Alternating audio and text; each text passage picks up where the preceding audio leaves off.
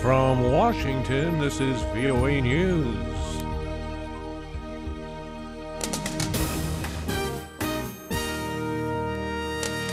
U.S. warns Russia not to sabotage Ukraine elections later this month. Human rights warning of crimes against humanity by Boko Haram. I'm Ray Kouguell reporting from Washington. U.S. Secretary of State John Kerry says if Russia interferes in Ukraine's May 25th presidential election, the United States will impose more sanctions that will have a bigger bite on the Russian economy. Meeting in Washington with European Union Foreign Policy Chief Catherine Ashton on Tuesday, Secretary Kerry said Washington is not going to sit idly by while Russia fans the flames of instability. Catherine Ashton called the upcoming presidential vote in Ukraine a really important step toward stabilization. Russia's Foreign Minister Sergei Lavrov says legitimacy of the election is in doubt because of Ukrainian military action in the east against pro-Russian separatists. Residents of a northern Nigerian village say Boko Haram Islamist militants have kidnapped 8 more girls. The residents of Warabe say gunmen stormed their village Sunday and kidnapped them. They say the men also stole food and livestock. Boko Haram claimed responsibility for grabbing more than 300 schoolgirls last month from the town of Chibok in Borno State. Some managed to escape, but 276 are still missing.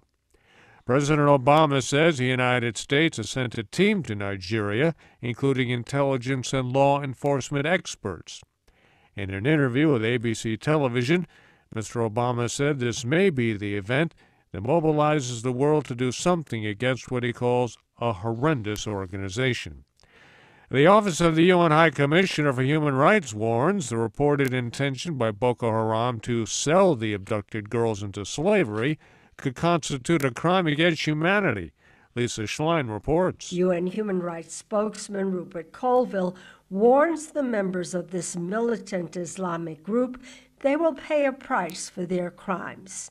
He says there is an absolute prohibition against slavery and sexual slavery in international law. Slavery, sexual slavery, under international law can be considered crimes against humanity. That means anyone responsible can be arrested and charged and prosecuted and jailed at any time in the future.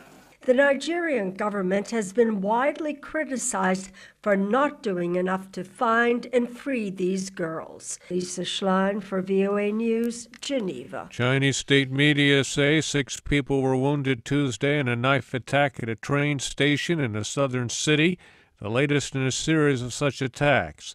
The People's Daily says 4 knife-wielding men dressed in all white attacked passengers who'd just gotten off a train in Guangzhou railway station. Police fired on the men, killing one and capturing another.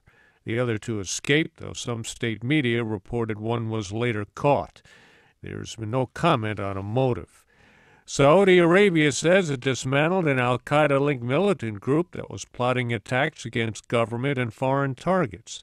Interior Ministry officials say they arrested 62 suspected members of the cell, including 59 Saudis and 3 foreigners. An Egyptian court banned leaders of ousted President Hosni Mubarak's party from taking part in future elections. The move came just one day after presidential frontrunner Abdel Fattah el-Sisi said the Muslim Brotherhood will not exist if he wins. VOA's Elizabeth Arrett has more. Under the ruling, officials of the National Democratic Party would be barred from running in presidential, local, or parliamentary elections set for later this year. The Egyptian Court of Urgent Matters left unclear how many former NDP members would be affected. None are running in this month's presidential vote, a 2-man race that former Defense Minister Abdel Fattah el-Sisi is expected to win. The NDP was dissolved after Mubarak's ouster, but its former members nonetheless remain part of a political elite and retain considerable economic clout.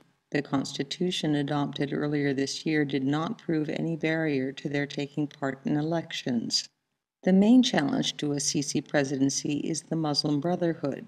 the movement behind ex-President Mohamed Morsi, who Sisi helped oust last year. Elizabeth Tharrett, VOA News, Cairo. A new U.S. report identifies climate change as a reason for the country's hotter temperatures, rising sea level, and increase in droughts, floods, and other extreme weather. The 2014 National Climate Assessment report's multiple lines of evidence confirm that human activities are the primary cause of the global warming of the past 50 years. Monica Lewinsky, the former White House intern whose affair with President Bill Clinton led to his impeachment, is speaking out.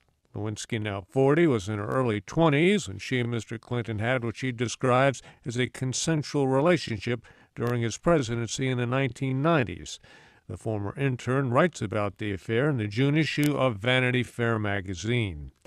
I'm Ray Kouguell, VOA News. More on the internet at voanews.com.